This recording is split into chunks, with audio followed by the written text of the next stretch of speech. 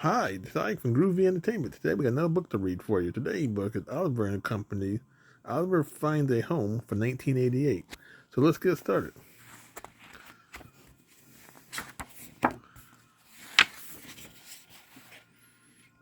Dodger was a cool, streetwise dog. He hummed a jazzy tune as he shot up and down the avenue of New York. This was his town. He loved the sound and sight of the street. Dodger laughed when he saw Louie, the sausage vendor, Sugger to fend off a homeless and hungry kitten. Hey, get off of me, Luby exclaimed, and he threw the kitten onto a pile of trash.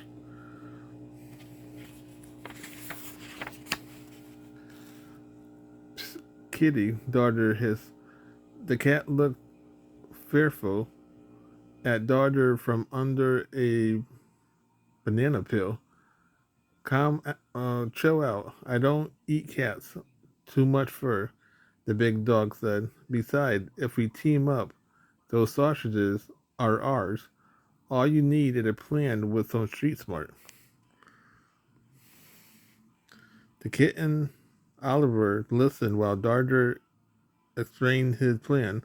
Oliver was a bit doubtful, but smelling those sausages made him ready to try anything. So Dodger chased Oliver up to Louie's shirt while Louie struggled to remove the clawing kitten. Dodger ran off with the sausages. We did it, Oliver exclaimed when he caught up with Dodger. You was great, kid, but I have got to go, said the dog. But what about my share? Oliver protests. Dodger slugged and shuddered away. That's not fair, Oliver complained, hurrying to keep up. Fair are for tourists, Dodger shouted, breaking into a fast run. Consider this is a free lesson in street smart. From New York, coolest canine. Dodger tried to run away, but the kitten followed him.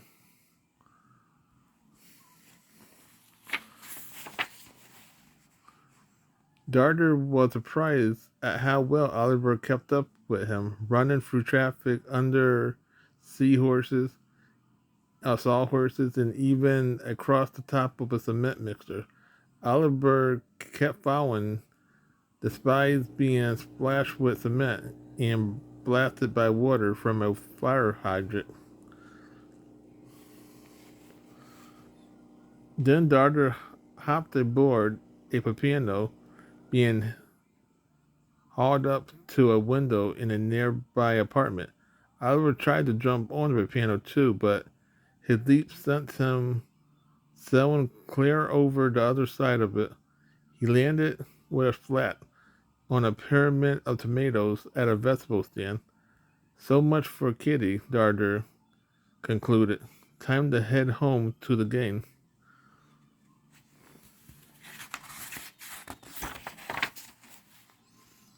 As Dodger perched a beat up barge that belonged to a man named Fagin, he heard the other member of the gang talking. They was hungry and was arguing over who was supposed to have bring home supper. It was your turn, Franklin, or Frankie, whined Tito, the Chihuahua. My name is Francis, not Frankie, the bulldog replied in a loft voice. Man, your name will be Mud when Fagin gets there, and there's nothing. Tito stopped in mid-sentence as the chain of sausages landed on his feet. New York coolest canine came through again, Dodger declared, but not without a sugar.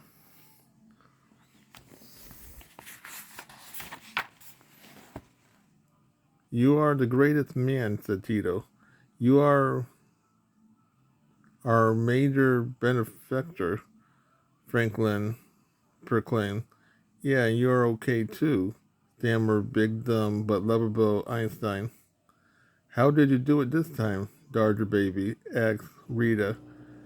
The almost Afghanistan for information. Was there a fight? How many was there? Tito demanded. Darter held up his paw, then began after a dramatic pause. There was this monster, a greedy, ugly, crazy monster, with razor sharp claws and dripping fangs.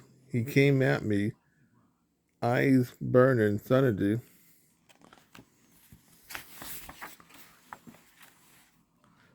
with a bang and a scratch, wait, and a screech, in a terrible crash. Parts of the roof of the barge collapsed. All the dog ran for cover, even the daring Darter. When the dust settled, the dogs peeked out from their hiding place.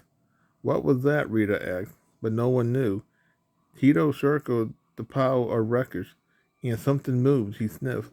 Then Oliver emerged, and Rita giggled. Oliver reclaimed, though fatigued to tell the gang what had really happened with the sausages. You're awfully cute for a monster, Rita said.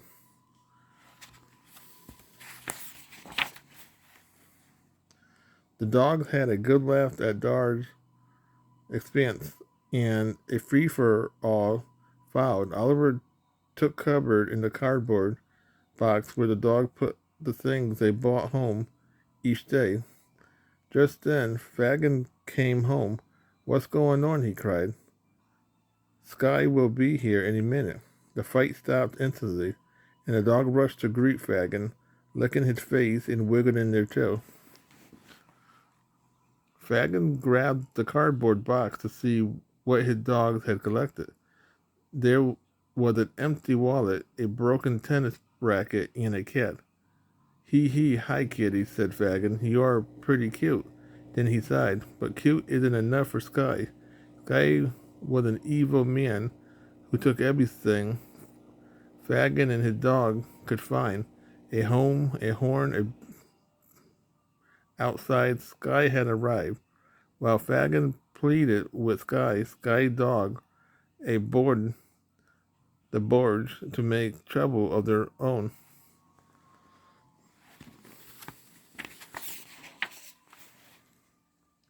Sky two Doberman, Roscoe and DeSoto, per the barge while Roscoe insulted Tito and Einstein. DeSoto followed his nose to Oliver, hiding places. Sky horn honked outside, but DeSoto only moved closer to Oliver. He bared all his teeth in a terrible grin. I like cats, DeSoto growled. I like them for supper. Just as the dog was about to bite, Oliver reached up and clawed his nose. Yow, DeSoto shrieked. Reeling back, Roscoe rushed to his defense, and the two furious Dobermen glared at Oliver and showed their razor-sharp fangs. Oliver saw all of his dying life flashing before his eyes.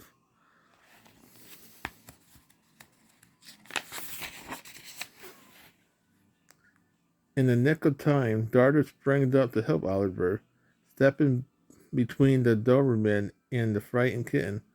But then Sky Horn veered outside again.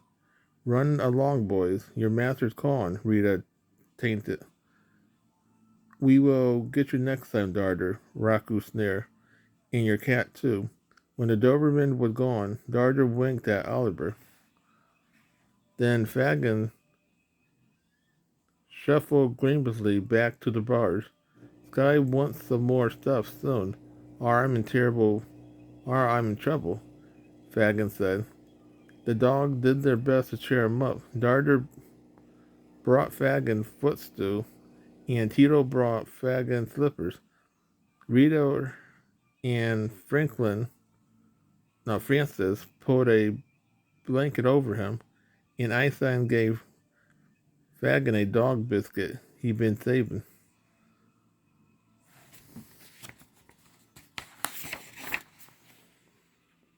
Thanks, guys, Fagin said. We'll make it somehow, and a shadow of a smile crossed his lips. When he saw all the eager faces looking at him, I saw DeSoto knows, Fagin said. Which one of you did that? Darter pushed Oliver toward Frank to Fagot's chair. You little why? That took courage, Fagin stammered, and he broke into a wide smile. We never had a cat in our game before, Fagin began, but we can use all the help we can get. So Oliver became a member of Fagin gang. They all shared the sausages, and then Fagin read them a bedtime story.